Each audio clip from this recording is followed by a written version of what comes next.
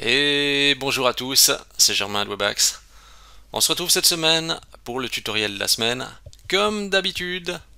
Et cette semaine, on va voir un truc incroyable. Alors, on va voir ensemble que le meilleur thème PrestaShop, eh ben, il n'est pas payant. Eh bien, en fait, aujourd'hui, je me suis dit que j'allais faire une très grande vulgarisation.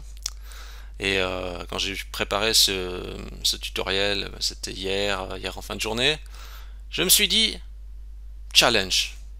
Challenge, challenge de créer un template PrestaShop de grosse entreprise. Alors, ce qu'il faut savoir en fait, c'est que le choix d'un template, c'est toujours quelque chose de compliqué. Il faut dire qu'aujourd'hui, pourtant ça fait des années que je fais du PrestaShop, je suis pas arrivé à dire ce thème, il est génial, je vais l'utiliser pour tous les clients. Aujourd'hui, ce qui pilote surtout le client, c'est le client il voit un thème qui lui plaît, il prend ça, voilà.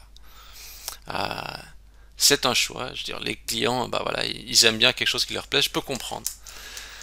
Mais en tant que, je veux dire, prestataire, c'est vrai que, alors il y a des thèmes optimisés des fois pour le référencement, mais des fois ils sont moins bons sur la partie intégration, on va dire. Il y a plein de petites choses, peut-être trop customisées, trop éloignées du thème standard, donc qui donnent lieu des fois à des petites incohérences. Donc c'est vrai que choisir un thème,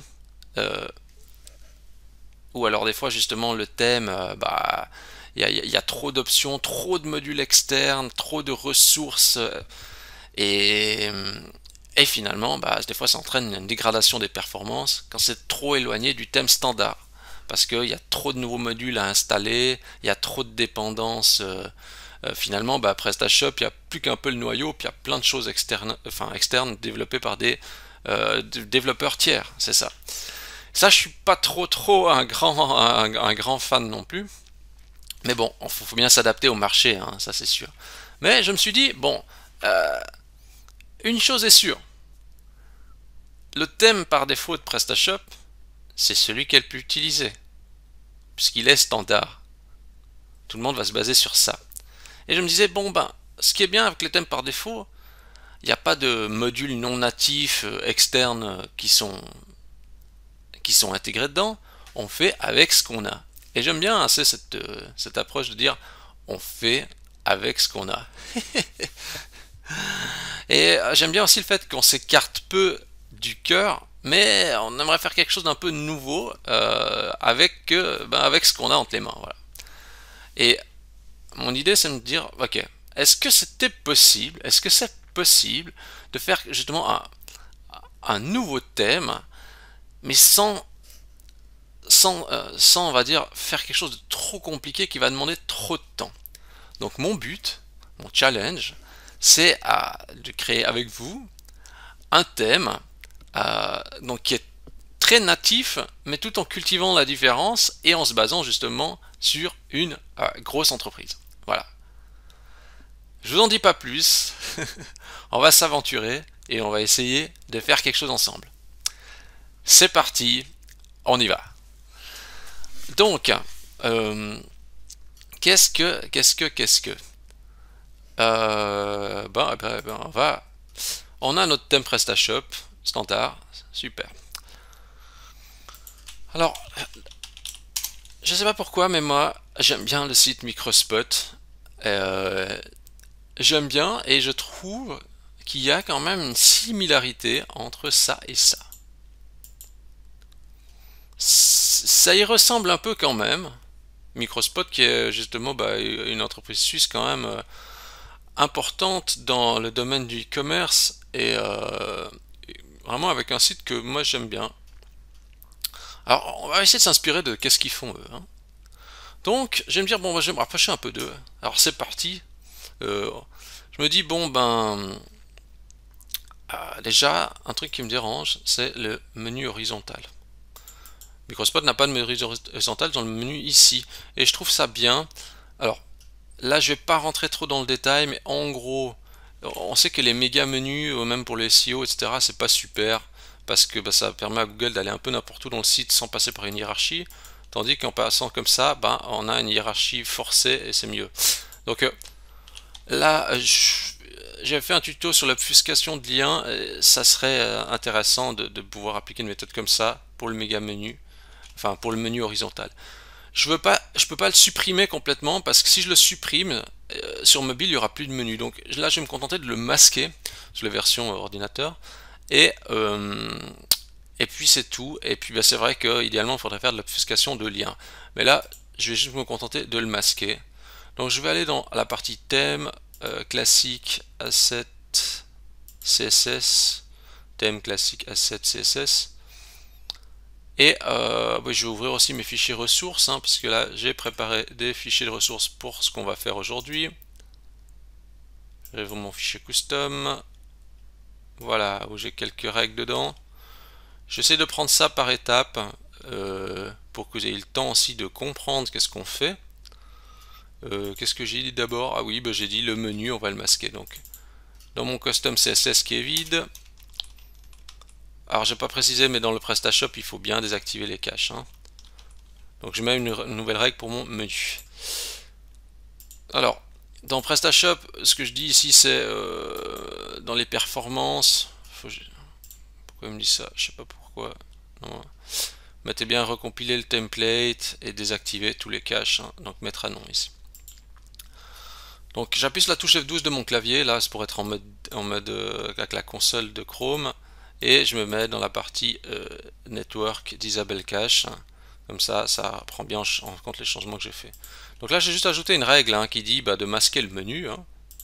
Là je renverrai vers un autre module, vers un autre tuto CSS, si jamais vous ne comprenez pas trop les règles CSS, mais en gros ici je vais dire masque-moi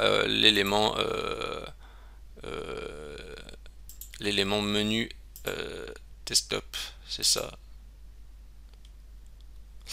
Je vais juste charger la page. Hop, voilà, le menu s'en est allé. Il est toujours là dans le code, hein, mais on l'a masqué. Donc super, ça c'est fait. Maintenant, je me dis, bon, ben, j'aimerais bien avoir le bloc de gauche ici de navigation comme chez Microspot. Là, chez nous, il n'y a pas. Je vais aller dans Apparence, thème et logo. Je vais choisir la mise en page. Bon, bah là, je vais surtout m'attarder sur la page index. Après, pour les autres pages, je vais pas trop creuser, hein, mais je vais prendre déjà. Normalement, on aura déjà quelque chose de sympa. Donc, sur la page index, je vais dire, ok, je vais mettre deux colonnes, la small left, et puis, qu'est-ce qu'il y a? Une large. Je vais prendre ça. Je vais prendre cette option. J'enregistre. Recharge. Waouh. J'avais envie de dire, regardez, c'est bon. Non, c'est pas bon. On s'y rapproche, on s'y rapproche. On a une structure déjà un petit peu plus proche. Le truc qui va pas trop là, c'est qu'il y a l'affichage, vous voyez, il est sur 2 lignes, ça marche plus trop bien. Ah, ils ont fait 3 lignes. Ah bah nous on va faire 3 lignes aussi, ça tombe bien. Ouais, vous voyez ici ça va pas trop. Avec ces changements, ça perturbe un petit peu, hein, le. Ah, ici ça marche, on dirait. Mais là pas. Bon.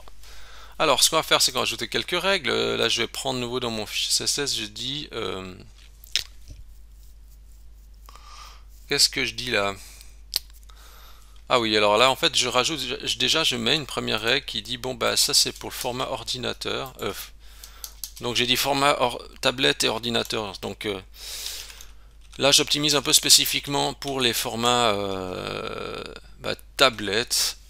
Ordinateur est plus grand. Pas pour mobile, hein, donc ordinateur, tablette est plus grand. Et je vais dire, voilà, affichage produit par rang de 3.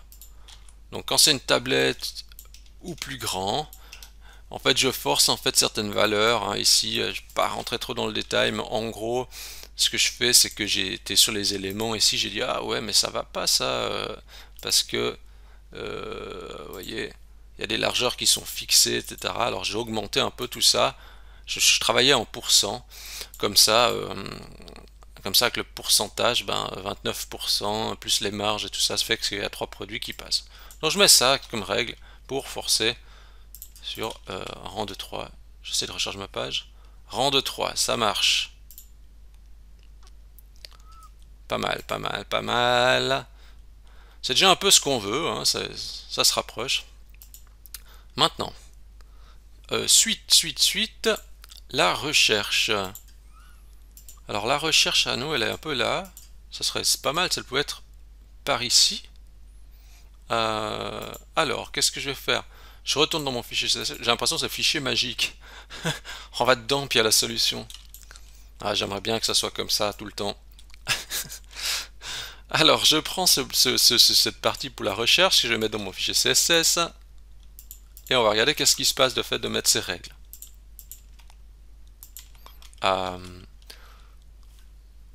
Je recharge tout ça. Hop. Waouh. Qu'est-ce qu'il nous a fait? En fait, j'ai dit ceci. J'ai dit, bah déjà, j'ai élargi le champ. J'ai mis une marge pour qu'il se positionne plus ou moins juste. Au lieu qu'il soit collé au bord. J'ai arrondi les angles. Tiens, il y a deux points virgules ici. On va enlever ça. Voilà. Et puis, qu'est-ce que j'ai fait d'autre? Bon, j'ai juste ajusté un petit peu les positions, quoi. Donc j'ai élargi le champ, j'ai essayé de le centrer. J'ai fait un peu un centrage un petit peu, voilà. C'est oufissime comment j'ai fait ça, mais ça reste plus ou moins centre. Voilà. Regardez. C'est déjà... c'est plus ressemblant déjà. Bon, c'est pas mal, c'est pas mal. Maintenant, suite, on va essayer de toucher un petit peu la partie couleur du haut. Donc ce qu'on va faire, c'est, je retourne dans mon fichier et je vais dire, ok, je vais influencer. Bon, déjà le fond c'est vrai qu'ici c'est gris, là c'est plutôt blanc, donc bah, je rajoute une règle pour le fond. Donc je mets le fond un background. Hop. Le fond est blanc. Ouais, j'aime mieux, j'aime mieux. Et puis pour le hid, bah, j'ai défini quelques règles. Je fais rien de je fais rien de fou. Regardez, pour le hid, je fais ça. Bon, je vais juste mettre ces règles déjà pour le hid et je vais recharger ma page. Hop. Waouh, vous allez dire mais waouh. Ou peut-être que vous allez faire pas waouh du tout.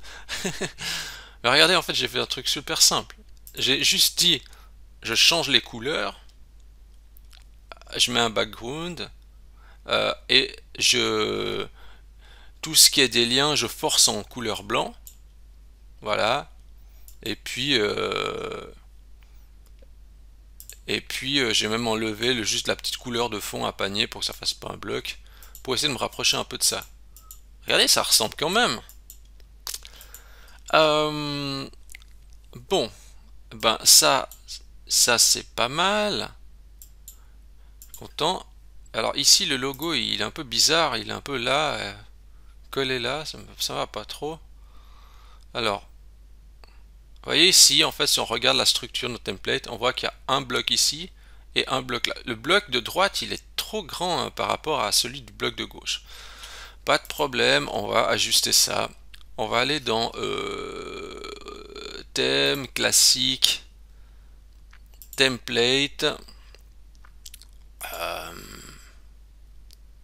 template, partial, id ou c'est header? Est-ce que c'est id ou header? Il y a un truc qui doit être logo là. Attendez, je vais juste regarder. J'ai noté en plus, mais vous savez comment c'est. C'est quoi c'est? C'est dans header que je dois aller. Je vais juste vérifier ici notre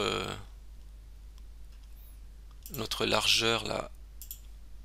Qu'est-ce que c'est le code? Ici on a quoi?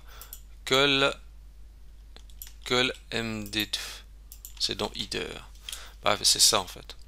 Donc plutôt que d'avoir col MD2, il est trop étroit, donc je vais mettre à 3 et puis l'autre en dessous à 9. Pourquoi 3 et 9? Parce que la largeur complète c'est toujours 12. Donc il faut que ça soit équilibré. Donc si je rajoute 1 d'un côté, il faut que j'enlève à l'autre. Voilà. Mon but étant que, comme en dessous là, on voit que c'est déjà 3 et 9, eh bien en haut je fais aussi 3 et 9. Si 3 et 9 en bas dessous, pourquoi pas 3 et 9 dans le haut? Donc j'ai juste fait mon changement 3 et 9 et je recharge. Il se passe quoi? Il se passe rien à l'affichage, mais je veux juste regarder dans mon code. Oui, vous voyez, maintenant c'est aligné avec le bloc du dessous, les largeurs sont similaires. Mais bon, le logo, il a un emplacement un petit peu, il est un petit peu freestyle là où il est, c'est vrai. Alors je prends ma règle du logo, et puis bah, je mets à la suite qui dit, bah voilà, logo centre-toi. Alors vous voyez, j'essaie de hiérarchiser, je dis d'abord le fond, le header, le logo, le menu, après les règles pour tablette, puis je recommence à la recherche, l'affichage produit. J'essaie de hiérarchiser pour que, pas que les règles du footer soient tout au sommet, vous voyez. J'essaie de faire un truc un peu logique. Et voilà, mon logo il est centré. Alors, on dirait pas, mais des fois, le côté esthétique repose vraiment sur du détail. Un logo comme ça fait tout de suite, ouais, ça fait peut-être pas vraiment l'effet attendu. Alors, ce que j'ai fait, c'est que j'ai juste fait un petit logo tout simple. Mais nouveau, j'essaye de réfléchir un petit peu de manière stratégique, hein. Regardez Microspot, ils ne sont pas embêtés, ils ont fait un logo quasiment monochrome, c'est pour ça que ça rend bien. Donc nous, il faut aussi essayer de faire un logo monochrome. J'ai fait super simple. Euh, regardez moi ce que j'ai fait. J'ai pris une petite icône. J'ai été sur flaticone.com. J'ai pris une petite icône de renard. Et j'ai dit maintenant, mon site il s'appelle Foxor en monochrome. Voilà. Tout simplement. Alors, ce que je vais faire, c'est que je vais juste prendre mon logo, juste me le mettre sur le bureau. Voilà. Et je vais chercher, donc dans apparence, thème et logo, je vais prendre mon logo Foxor en PNG pour gérer la transparence, hein. Charger tout ça. Waouh! Waouh! Bah, en tout cas, je trouve que le rendu est plutôt intéressant. Donc super. Regardons ma page. Qu'est-ce qu'on a d'autre? Hop. Le bloc des catégories s'affiche. Bon, je vais aller dans le module des blocs catégories. Petit ajustement. Chercher catégorie. Lien des catégories.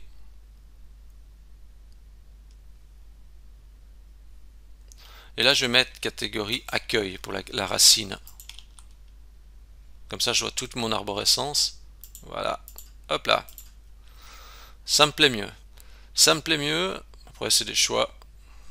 Mais là, ça me convient bien.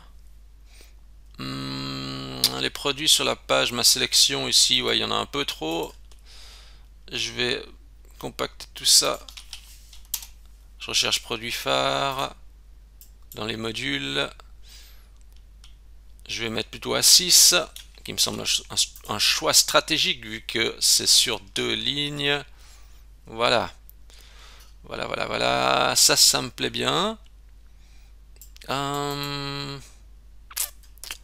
Oh, on a la bannière ici. Ouais, on va optimiser tout ça. On va essayer de faire un truc un peu plus cohérent. Alors, slide. J'ai repris un slide de Microspot puisqu'ils ont sorti un petit peu tout ça. Donc, ceci je désactive.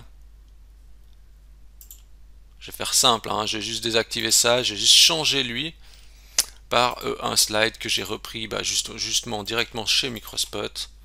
Voilà. Notez bien une chose, c'est que, alors, on va éviter de mettre du texte, etc. On arrête de greffer du texte dynamique sur ces images, on s'embête pas. Le texte, s'il y en a, il est greffé directement dans l'image, comme ça, pas de problème d'intégration ou d'affichage, beaucoup plus permissif. De toute façon, votre référencement n'est pas basé par le texte qui sera intégré dans votre slide, hein, ça c'est certain. Hop, je prends mon image de slide. Notez bien, vous voyez cette couleur verte. Vous voyez, regardez les images. Belles images, un petit rappel de couleur verte, etc. pour ressembler au template. Hop, vous voyez ce vert assorti au haut. Ça, c'est des petits détails qui font que le site peut donner un rendu stylé. Voilà. Super, ça me plaît bien, ça me plaît bien. Qu'est-ce que je vais faire d'autre? Je vais descendre un petit peu. Ça me plaît moyen parce qu'en fait on a une bannière avant on a un texte qu'on sait pas trop, il a l'air d'être perdu comme ça, et puis on a la bannière. Alors on change cette méthode, on va aller dans apparence, position, je vais rechercher là-dedans home, display home, voilà, j'intervertis les deux, bloc de texte personnalisé je le mets avant. Alors moi j'aime mieux comme ça, d'ailleurs si on regarde un peu chez Microspot ils ont fait comment? Ouais, ils ont un petit bloc de custom ici. Ouais, ils ont pas de bannière au fond, mais nous on en a une, donc c'est plutôt sympa. Après là, je vais pas faire une bannière exprès ici maintenant, mais cette organisation me plaît bien. Là, ça vous permet de mettre votre titre H1 s'il n'y a pas de H1 dans la page. Là, est-ce que c'est un H1? Non. Est-ce qu'il y a un H1 dans la page?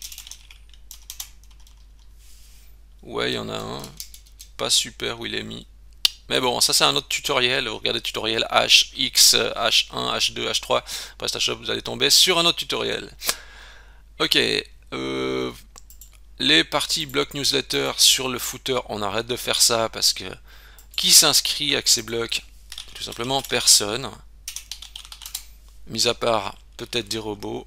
Donc non, ça on enlève. On enlève, on désactive.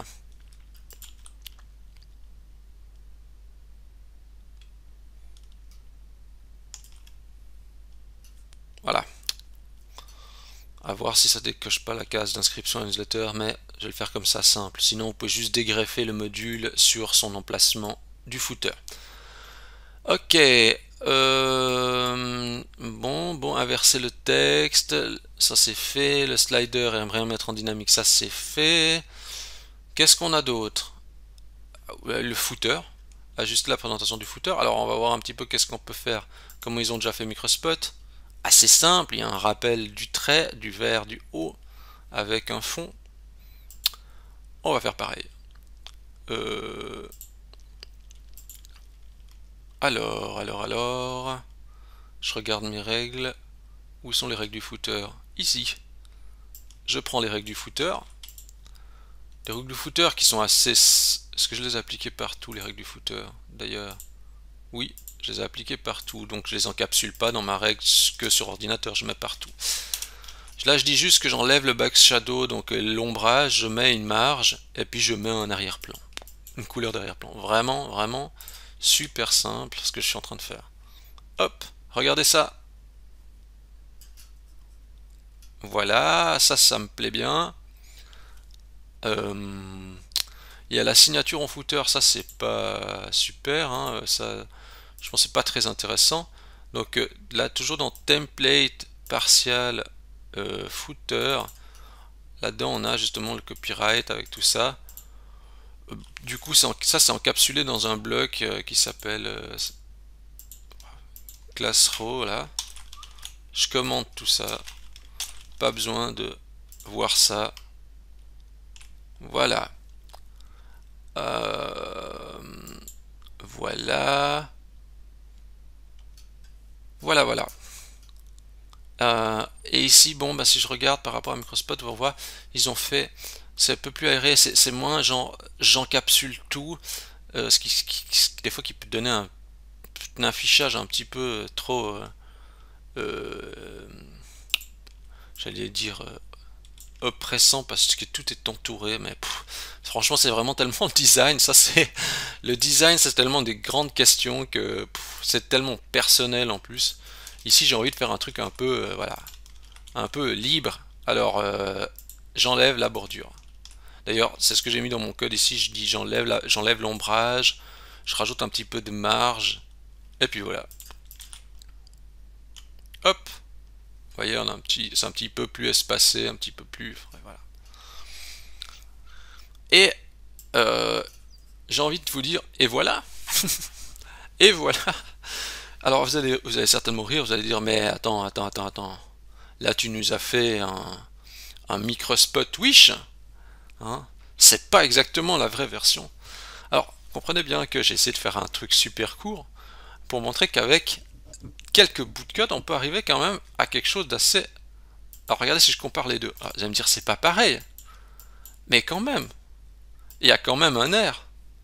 Il y a quand même quelques grands principes qui sont déjà là. Si je regarde comme ça le fond, comme ça, là, le fond, bah, ça ressemble quand même.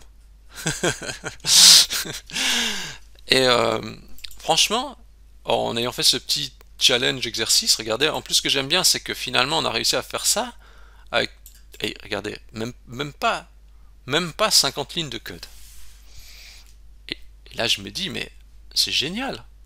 Je me dis, mais alors, qu'est-ce que je pourrais faire avec 200 lignes de code peut-être, ou même 1000 lignes? Je trouve intéressant parce que pour moi, bon, moi je suis pas un spécialiste de l'intégration et tout ça, mais je trouve que on peut arriver à quelque chose finalement d'assez intéressant avec le thème natif, et Microspot me plaît bien parce qu'il est proche en fait en termes de sa structure du thème natif de PrestaShop. Donc je me dis peut-être pourquoi pas peut-être un jour faire ça, quelque chose comme ça pour un client. Ça me plaît bien, ça me plaît bien. Écoutez, je crois que tout est dit. Si vous avez aimé ce tutoriel, ben, je vous invite à liker la vidéo. Vous pouvez vous abonner à la chaîne YouTube. Vous pouvez donner bien sûr 5 étoiles à Webaxe dans Google. Ça me fait super plaisir et ça m'aide à continuer ce type de vidéo.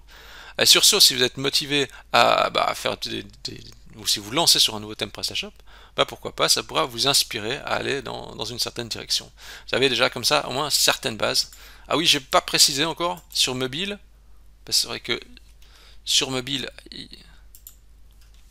et on voit que ça donnait pas. Vous voyez, ça fait blanc le résultat. Je rajoute tout ça. Je vais juste rajouter ça. Hop, petite règle pour mobile. Je mets juste un background pour qu'on voie le logo, puisque le logo est blanc. Et puis j'enlève une marge. Voilà. J'ai fait super simple, hein. Alors, bien sûr c'est largement optimisable tout ça. Mais voilà, je crois que vous avez entre les mains les clés nécessaires.